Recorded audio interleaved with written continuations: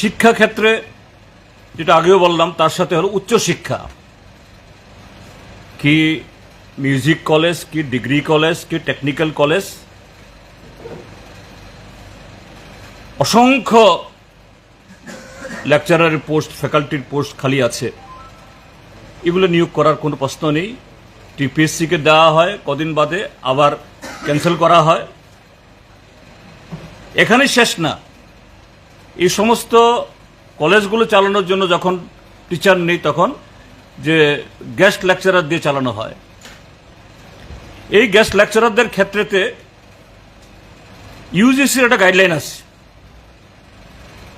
একজন guest লেকচারারকে minimum সপ্তাহে কটা ক্লাস দিতে হবে, আর মাসে মিনিমাম তাদের স্যালারি অর্থাৎ ইনকাম বা ভাতা যেভাবেই বলুন এটা কত হবে, এটার কম হতে পারবে না। কিন্তু এই সরকার তারা একজন গেস্ট লেকচারারের সেই মিনিমাম যে ওয়েজ বা অনারেরিয়াম সেদিকেও তারা নজর দিচ্ছেন না, সেই স্কেলে তারা পান না, এবং প্রতি সপ্তাহে যে কটা ক্লাস দেওয়া দরকার তাও করেন না।